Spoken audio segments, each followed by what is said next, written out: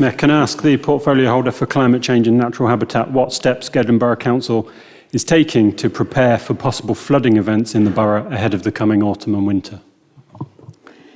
Thank you, Mr Mayor, and thank you, Councillor Whiting. I think we would all agree in this chamber that flooding is everyone's nightmare in terms of having their homes flooded.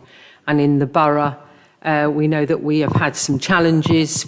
We've recently seen on the news the terrible devastation in the Spanish cities through flooding, and we know that climate change is one of those factors in terms of the rising water. So it's an absolute challenge for everybody and for every council. However, Gedling takes its responsibilities very seriously. We've learnt from where things have not quite gone to plan, and we learn and we grow as a borough. What's really important is that we work as part of a partnership. So partnership working is really important, and I too was a bit surprised by the question around a statue in the city, to say that we're not part of a wider sort of Gedling and community. And in fact, just as a sideline, we were at All Hallows commemorative remembrance on Sunday, and the vicar there stopped. We had the 2-minute silence, and the only thing we could hear is the chime of the council clock. And we all thought, and she made a point of saying, how fabulous that we can hear the chime of the council, because we are one. We are a borough, but actually we work really closely with our city. But anyway, going back to your question. So, in terms of the question that you asked, Gedling Borough Council are a Category 1 responder and participate as part of the Local Resilience Forum. That's the LRF. Here, local flood plans are prepared, maintained and updated with a generic response and a Gedling-specific response. The environmental agencies monitor for effectiveness of these plans. The Gedling plan was updated last year to include Till Close development. In a flood event, Gedling participate in regular meetings with other Category 1 responders, receiving advice and guidance from, amongst others, in the Environmental Agency, the Met Office, Emergency Services, to receive and feedback information likely to affect communities. A current property flood resilience scheme is underway to survey properties flooded during Storm Barbet and Henk, with a view to installing flood resilient measures to previously flood properties, which I know is a very good thing. We receive information from the Environment Agency to deploy a pump to the Ouse Dyke at Cllr Road Industrial Estate when the river levels are at a particular point, but we aim to respond before this level is reached. The pump is key to preventing overflow of the Ouse Dyke and flooding to the industrial estate and nearby Valley Road. There have been some issues with the operation of the Penstock Gate, which controls water flow between the Ouse Dyke and the Trent, but we have been liaising with the Environment Agency to rectify this issue. Consideration is currently being given to the provision of a permanent pumping station in this location.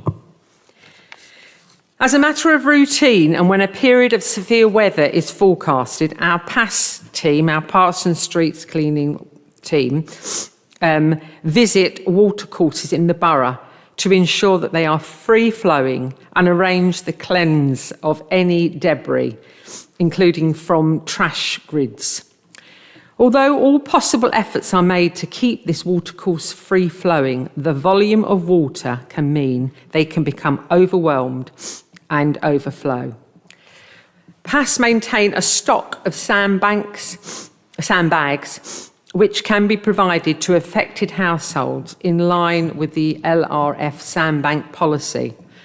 Gedling Borough Council website is used to promote how to prepare for flooding guidance so that households can increase their personal resilience.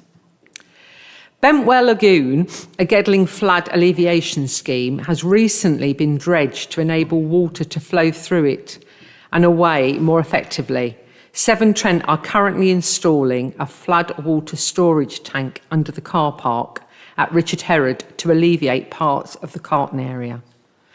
In Lamley, residents have worked with the parish council and a local farm to have a trench dug in the local fields to prevent rainwater runoff from affected houses in the village.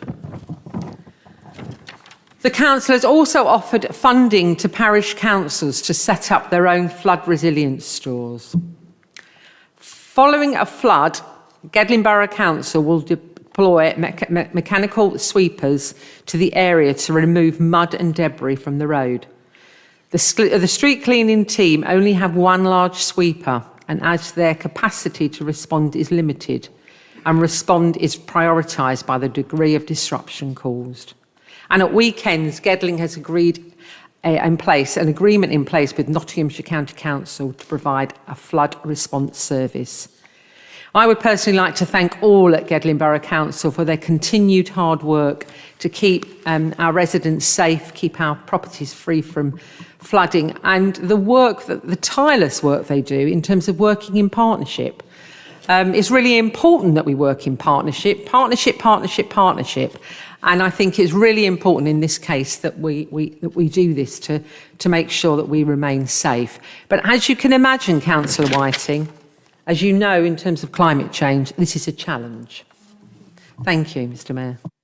Thank you, Councillor McCrossan. Councillor Whiting, do you wish a supplementary on that one? Please, Mr. Mayor, can I join Councillor McCrossan in praising the work of Gedling's officers? When we had the flooding in Cllr in January, they were fantastic, and the road was cleared and swept within 24 hours in the nicest possible way. I hope I don't have to work with them again in the coming winter. And also, can I join her in urging the cleansing of waterways? There's a particular waterway that runs through the Cllr Industrial Estate out into the Trent, and there's a grate there that often gets blocked. So with some residents and myself, we spent a morning there, and it was like the generation game, the stuff we were pulling out of there. There was a sofa, a TV, we even pulled out a cuddly toy.